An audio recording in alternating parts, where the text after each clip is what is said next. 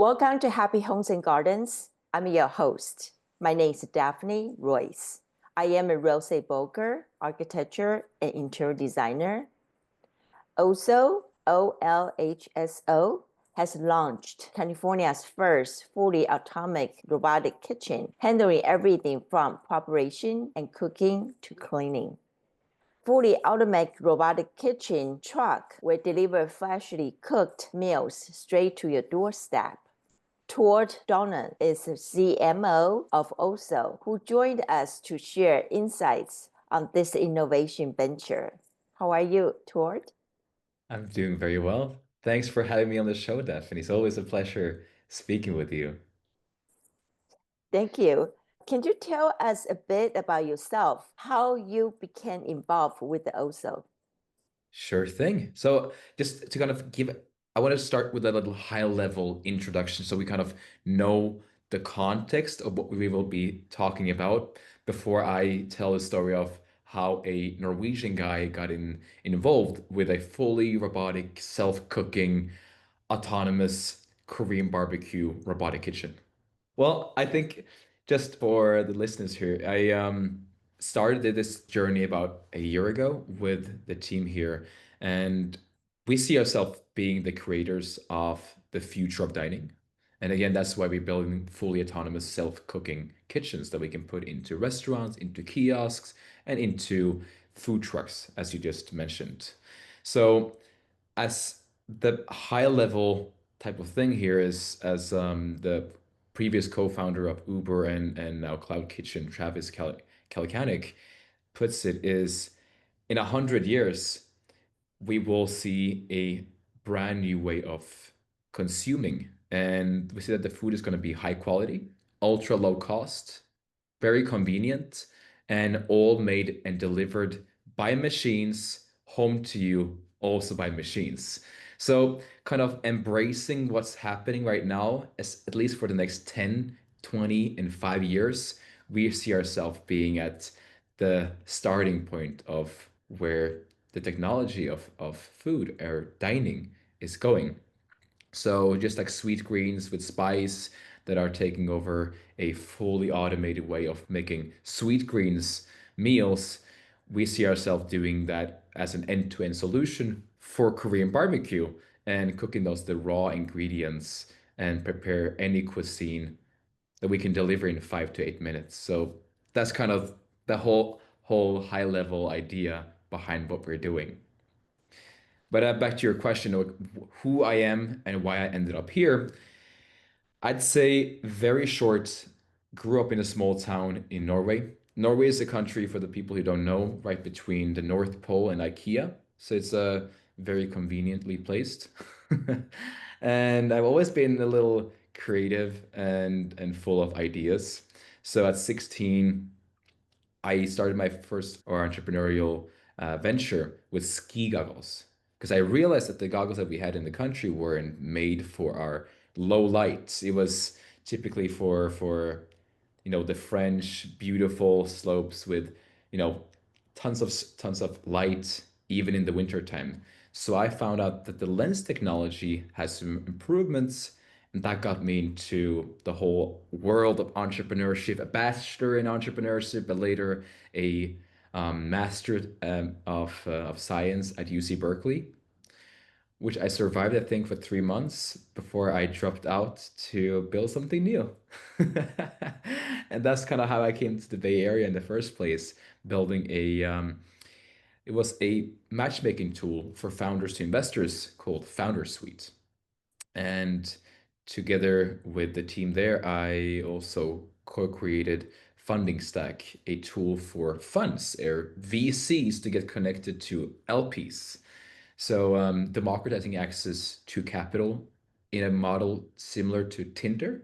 So kind of a Tinder for investor matchmaking. And that was my software days for 3 years until I again wanted to try my luck with the physical products because I have this love, Daphne, with like things that I can smell, things that I can taste, and things that I can touch. And there's not too much of that here in the Bay Area, but I was hosting one investor dinner with one of my latest company that I had a consultancy agency for helping companies raise capital, create their pitch decks, and this Korean team came out of nowhere and presented themselves as a self-cooking, fully autonomous Korean barbecue robotic solution. And I couldn't believe my own ears. I was like, what is this? But after a few conversations with Jay, the co-founder of the company, I was convinced. And I saw that this is really at the frontier of technology, and they're building something that is gonna be the next yeah, frontier at the technology of dining. I think you're probably right. There's not many innovation ventures in the Bay Area involved with the food. 100%. I think this should be more focus on, there's so much longevity focus here in the Bay Area. So why isn't there more focus on the food we're consuming? Like why isn't there more fully mechanical or autonomous things for those activities? Because people don't want to cook anymore. Can I ask you, Daphne, do you typically cook yourself, or do you dine out or get delivery? I think I will have a more than 50% dining out elsewhere than eating at home. And why is that? Convenience. The convenience and time. Time is money.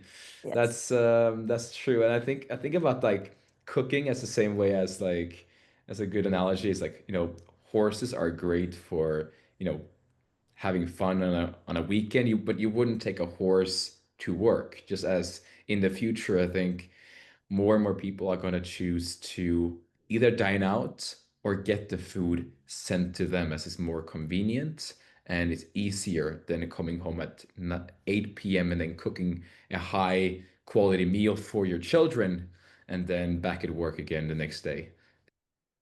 So what does OSO stand for? What is the meaning of the name? Yeah, good question. So also stand for represents a paradigm shift in how we eat and how we dine, as we've just talked about. And because we believe that the old model of restaurants where there's labor shortages, super high, raising minimum wages and inconsistent meal quality is the downfall of the current restaurant model. So we believe that there is a solution to this.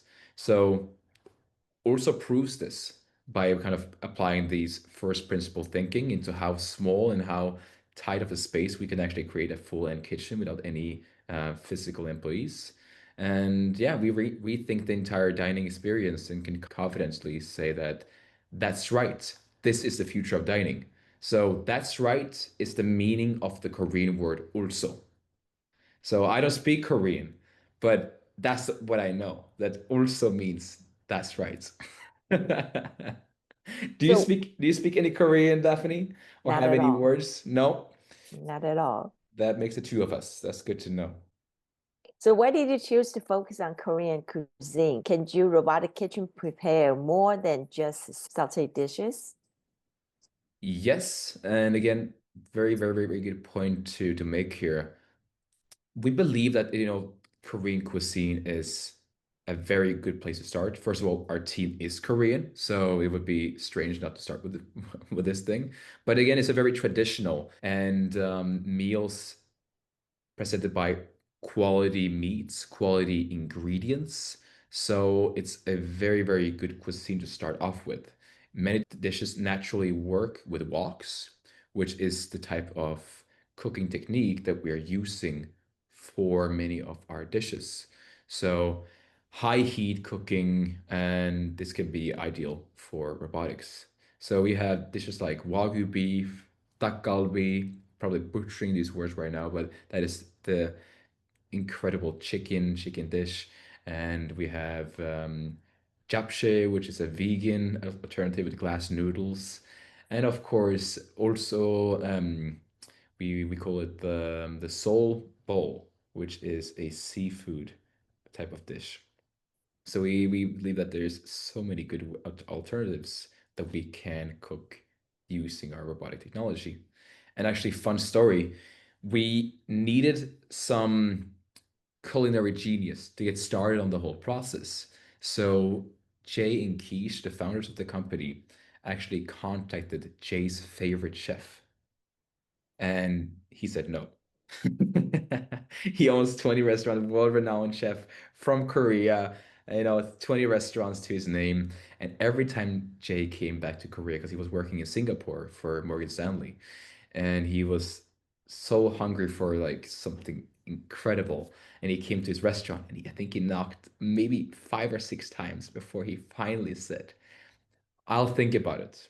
And eventually he moved his whole family without knowing one word of English to the Bay Area, where he today is managing the restaurant and training.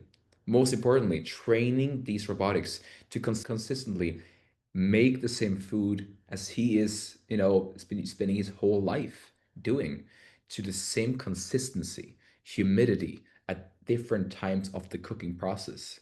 So everything is done seamlessly by itself and consistently made every single time. So, yes. And to your last question, we can cook much more than just Korean dishes.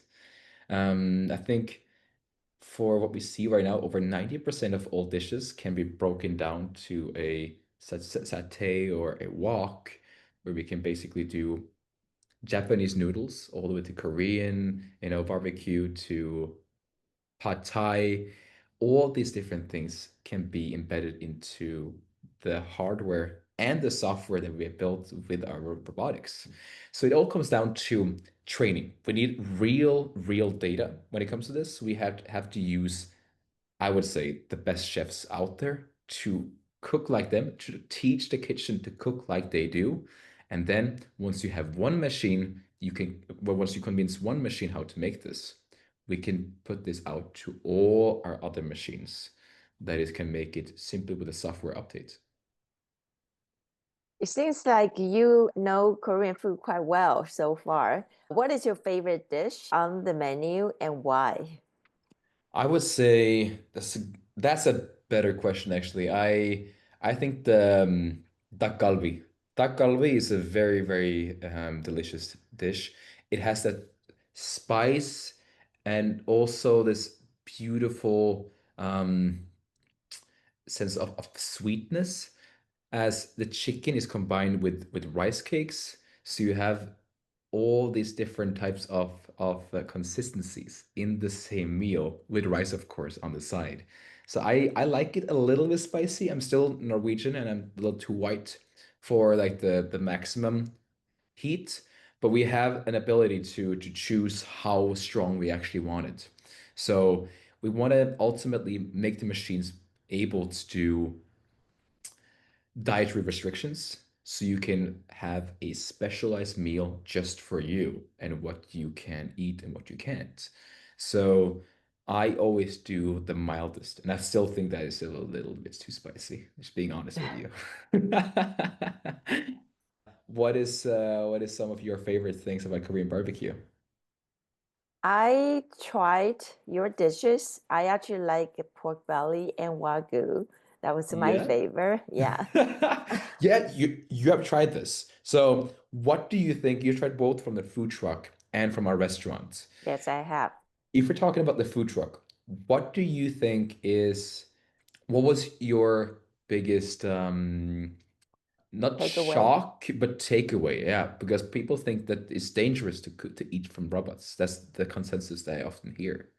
Well, I don't think it's dangerous to eat from a robot kitchen. I tried a couple times. The food was very consistently good. I think I tried three different type of meat. They all taste differently, different spice, and very precisely cooked. I would put it this way. I hear you. Different way of kind of eating, because you believe that this can't be true. Like this can't be just be made with robotics. But if you think about it, it's a lot safer, because having an 18-year-old with long hair in the back there, cooking your food with a small flu that he doesn't want to admit that he has, is always a little riskier than actually having robotics that can sanitize and, as you said, clean by themselves between every single meal. So there's no cross-contamination compared to seeing some of the standards that certain restaurants actually have. I don't think people actually want to see in the kitchen of most of the restaurants they actually go and eat. And one thing I really like it for Asian, they want food very hot in Mm. certain temperature. Oh my And your God. truck actually produced the right temperature of the dishes. The temperature was just right. Thank you. We have really honed our skill over many years now. We've been, company is, yeah, operations here in the US has been for the past 3 years. So yeah, we've been trying consistently to find what the perfect temperature, what the consistency, humidity, all these different things, actually leveraging generative AI as well. So we can use the intel from our cameras in the truck to see what is the color, how consistently is it made, is it ready, is it not ready, is it too burned, is it not burned, like is it, yeah, pink. We have to understand all these different data points to perfect the dishes over time. And I know you hired a chef Han. How many chefs or staff working behind the scenes? What role do they play? So we have two different examples of this because currently we have the food truck and we have the restaurants. So in the restaurant, the way these chefs actually play a role is that there's a symbiotic relationship between the chefs and the robotics. So here I like to think of it as a way to cut the some of the very labor intensive, almost repetitive tasks of doing walks, which we can now do with robotics, but more advanced dishes where we need to do maybe an hibachi grill. That is a more traditional thing that we want to have a person actually doing. So some of the meats will then be prepared by chefs, and other stews, woks, and satés will then be performed and cooked by the robotics, which can do it in about 5 to 8 minutes, which is a lot faster and more consistently made than any chef out there could do. Even if you're standing over a hot, stove all day and doing the same movement, you're gonna make it a little bit inconsistent every single time, even how skilled you are. And it's kind of the risk as well. So we like to think that we can have less people in the kitchen and a better experience for the customer. And for the food trucks, and same thing for the micro restaurants. Yeah, so for the micro restaurant, which we are putting into the airport as well, and we are letting the kitchen, the robotics cook everything, but we have a prep kitchen that takes care of the cutting into similar pieces with some of the sauce and vegetables and puts them into these small canisters. And the canisters are then put into the truck or the micro restaurant. So that is raw meat that can be cooked from there. You mentioned about 8 minutes. How does the cooking time compare to the conventional kitchen? Ooh. Okay, so first of all, I don't want to claim that I am any type of chef because I'm not. But from what I've seen in my empirical studies in the kitchen and from experience that I've had with other, especially Korean barbecue places, is that it takes a lot more time because first of all, you have to prep it and then you got to cook it and then you got to, put it on a nice plate, create this beautiful little presentation. So when you have all those stages that you kind of need to go through in a traditional kitchen, it can take anywhere from 2 to almost 4 times as long. Because remember, in the food truck, if you take that as an example, everything is already prepped. It's in the canisters. The canister are in the fridge of the truck. Then a little arm comes and picks up the canister depending on what you actually ordered. Let's say it's dak because that's the best thing there. And then it goes out, picks it in, and delivers it out of the fridge to another robot that puts it into the wok and just tilts the food in there into the wok and the wok start cooking. So just by having everything prepped and ready, we have we probably spend 30 seconds on something that someone else would spend, you know, 10, 11, 12, 15 minutes on prepping and getting everything out of the fridge, start cutting, adding the sauces, and so on. We can do all that in a prep kitchen. And when we do that scale, it takes way less time. And it's the cooking that really takes the real effort and the consistency that has to be correct every single time. So, from every single step, from the prepping to the cooking to the presentation, everything is neatly put into our little bowls by the robot already. So there isn't much presentation work to be done. But I think you need to present it a different way when you have it in a restaurant. So I would say best guess 2 to 4 times as long. I see. And how many meals your truck can provide without refilling? Around 50, 55 meals is what each truck can contain. And we have 2 trucks. Okay. So, and of course, if we need a few more canisters, we can always um, keep them chilled down and yeah, bring them with us. But we typically take 2 trucks if there's like a big venue event that's going on, so we know that we have enough. So we can cook 8 dishes every 5 to 8 minutes. Okay. So we have 4 walks that can have double portions in each and every one of them.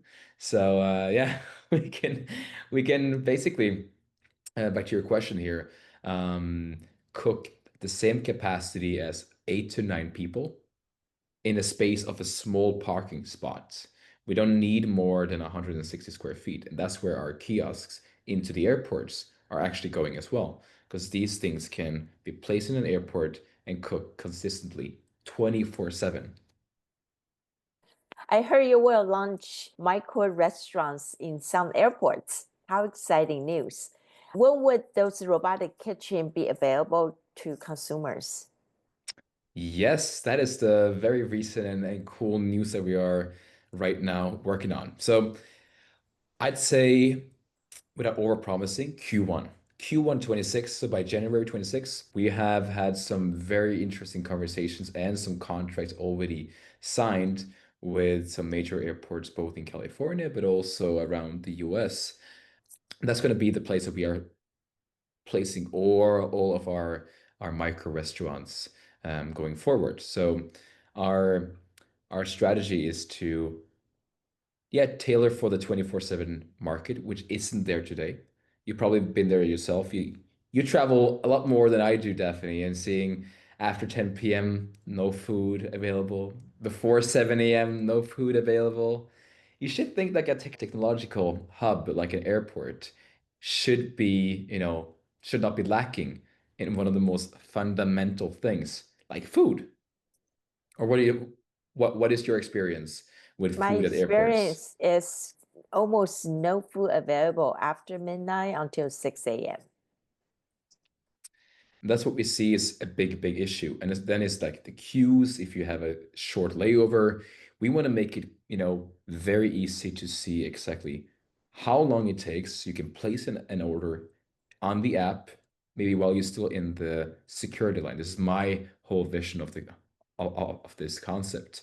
While you're still in the security line, your kid is trying to like to tell you like, we need to go, dad, we need to go, and like you're trying to get as soon as possible to your gate, and you're stressed, and the flight is leaving in half an hour, and you know that you can't get any food. If you could open your app, see where is the closest micro restaurant, and just grab and go as soon as you're out of the gate, because everything has been ordered and prepared for you and whoever you're traveling with in time, so you can grab the food and get on your plane. And that is the whole idea behind the 24/7 dining option, and of course, the clutterless experience for stressed people in restaurants, in could be at venues, sport venues. When you're listening to Taylor Swift, you don't want to wait 1.5 hours in a queue for a hot dog. You just get a little ping on your phone when the food is ready. You go in and pick it up and back to your seat again. So it's a lot of, unique challenges that you can solve with something like this. A small 160 square box that works as a full end kitchen that only needs one thing, and that's electricity. Wow. No water needed because No, you did cleaning, right? they clean themselves, and what we can do, and of course, at the end of the day, we like to clean everything and just make sure everything is up to standards.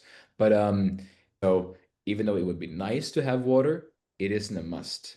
And the trucks don't really need a water filtration system or a filter because, first of all, there's only this big container underneath the truck that has the wastewater that we can switch out with the clean, fresh water at the beginning of the day or at the end of the day, depending on how much traffic each truck has had. And so we typically do this in in between shifts when we see there is less canisters left in the truck, we can come and fill it up and also replace the water. We have these small filters that can um, work instead of having a big filtration system that needs to be wired up to a restaurant or wired up to a sewage channel, whatever it is. We can simply have a filtration that we can place on this that I've already placed. So it really doesn't need more than electricity, and there's no gas used, so we can save on all these things at the same time as 99% of the food is never wasted because we only cook once there is an order in the pipeline. And yeah, important to mention that we can store the food for up to 4 days in the fridge without actually going bad. So it's always consistently fresh food with yeah, these dishes being made right in front of you every single time. What challenges have you encountered in developing this technology?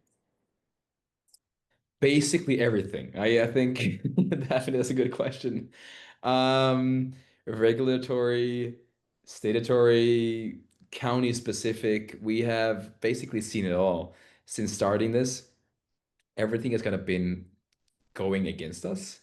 But with a team so yeah, so motivated on what they do, they are the reason that I wake up every single morning and believe that this is like this is possible. We had our restaurant delayed 6 months because of the county regulations. We actually had some, oh my God, back and forth with the hibachi grills. It wasn't even the robotics at that point, but just getting the all the being compliant with all the regulations is a hassle, especially when you're building something completely new, which this is the world's first, fully autonomous Korean barbecue robotic kitchen. So we I think that this is something that should be very easy because it is a lot more sanitary than having people working at it. But yeah, that's not how the regulatory compliance actually work, unfortunately. Since your kitchen operating entirely through robotics, do you plan to extend business hours? Yes, we can do 24/7. Typically, that's what the whole idea for the micro kitchens that are coming out to the airports and eventually sport arenas, um, public malls, and so on. We want to place these things in high foot traffic areas and finally tailor to the people who are hungry at night, hungry in the early morning. There right now is no viable option for even people working in big corporate offices, like in fulfillment centers for Amazon. Like what do they do when they work in shifts or at Tesla at 4 a.m. in the morning when they have different shifts starting and ending at different times, all hours of the day? You need to have a consistent food alternative that they can consume. And we want to bring this to life with 24/7 dining. And that is what we're doing in Q1 next year. Is your truck working 24/7 right now? Since the truck is driven by people, we have set times when it's working, and that is from 11 a.m. in the morning to 10 p.m. at night. So we are not currently 24/7, but our restaurant is on 7 days a week, but we cannot do 24/7 with the current model. Not yet. Not yet, not before we can be fully autonomous. Where can people find more information about OLHSO?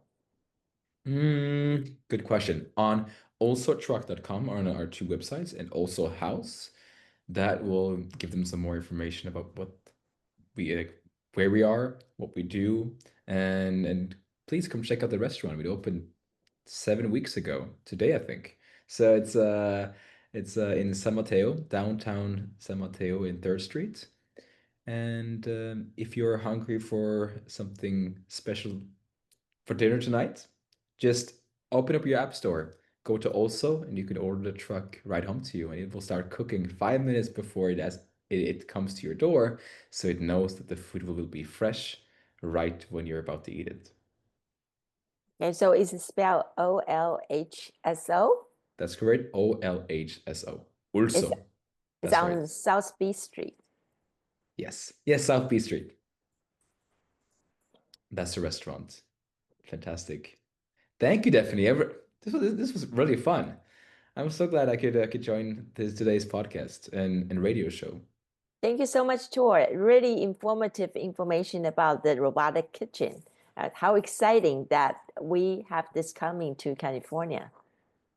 I'm excited to see what's going to happen. So I hope to see you at more of our dinners. And yeah, hopefully we get to see each other again soon. Thank you. Perfect. Thank you. A robot chef on wheels cooked us Korean food, and it's Korean mom approved. Also delivers your meals and cooks them on its way to you, and we got to go inside the truck and see how it works. I was honestly amazed at the robot's efficiency. Each meal took like 3 minutes. We tried Bibigo's shrimp fried rice, along with other Korean dishes like Wagyu kalbi. Everything was so fresh and delicious. If you're in the Bay, definitely check it out.